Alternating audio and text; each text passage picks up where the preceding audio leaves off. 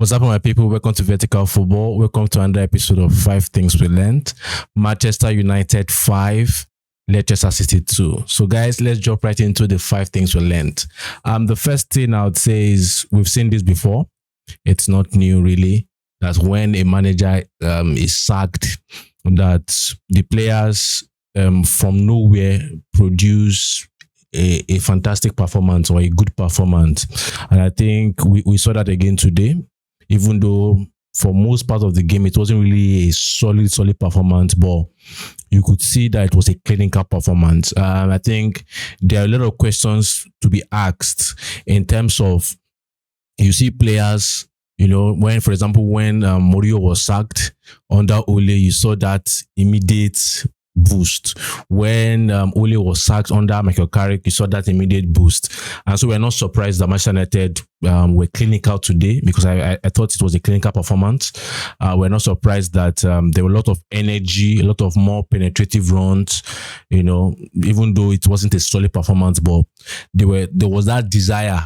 And so I think a lot of questions have to be asked. Why must it take a sack for them to see such performance? I think the second thing we learned in that game is that the midfield of Manchester United is not it really.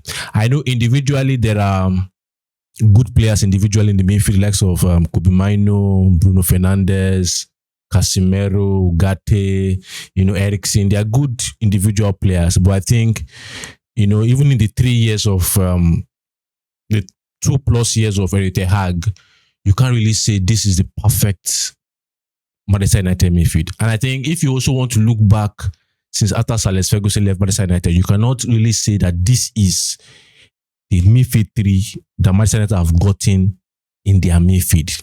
That this is the secure Manchester United midfield 3.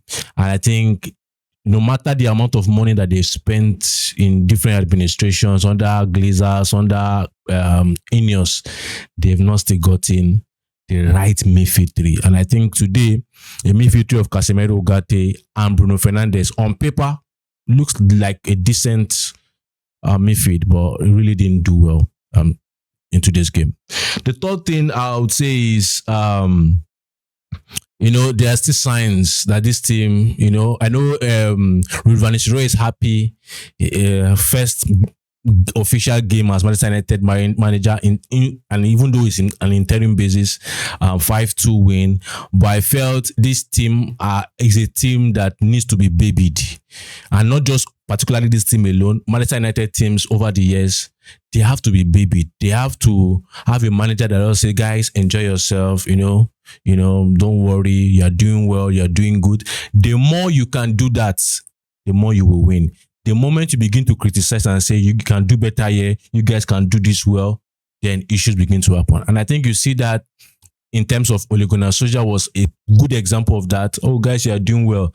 I think I watched today's game and I was looking at trying to get a glimpse at Ruud Van Nistelrooy from the sideline to see his reactions. It was just, guys, you are doing well. Guys, you are doing well. And the players were like, oh, yes, we are doing well. They like to be babied. I believe that good teams must feel love before they deliver. Good players must feel the love. Must feel happy before they deliver.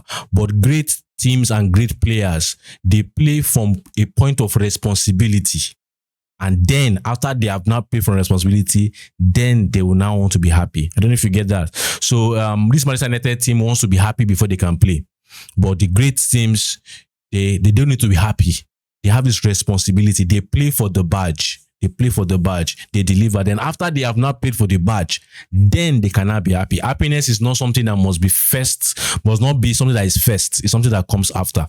And I really think that maybe the strict manner of Erik ten Hag really made these players, to feel that they are unloved. They are not happy with the environment. And I think today they wanted to show that, it's a tag that has the issue. We don't have the issue. I want to deliver.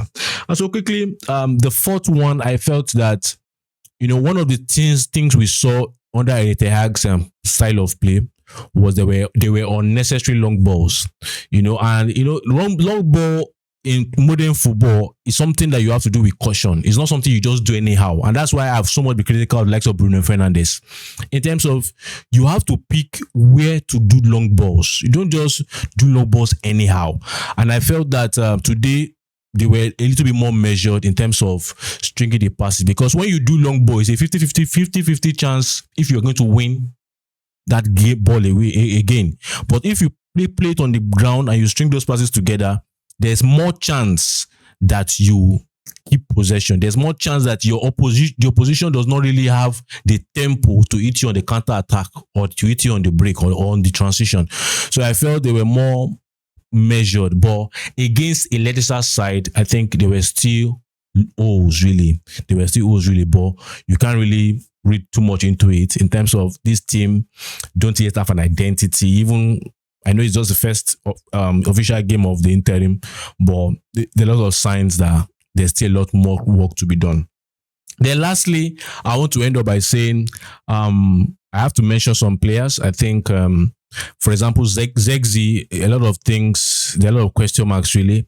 And I felt that Manchester United has gotten a good player, but they have not been able to design a way to play him well. Zegzi is not the kind of player that plays on the front foot.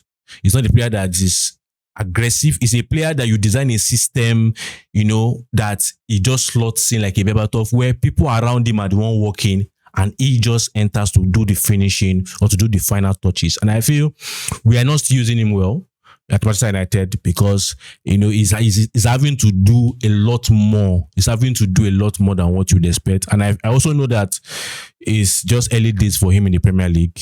Early days, higher tempo. He has to think fast. But I think the new manager, if he comes, has to just design a strategy for the likes of Zegzi, because he's a player that can really make your team better. But at the moment, he's having to do a lot more work than what we expect him to do in that setup. So guys, these are my 5 things from the match between Manchester United and Leicester City. Manchester United 5, Leicester City 2. So guys, as usual, I know you have your own comments and opinions of the game. Many Manchester United fans are happy that Ruud has gotten the first win. I understand that. But also remember that Manchester United has starting but don't have finishing. So it's good, 5-2. So guys, drop your comments on this game in the comment box. And as usual, if you like this content, please click on the like button, subscribe, and most importantly, please share. Thank you and see you soon. Bye.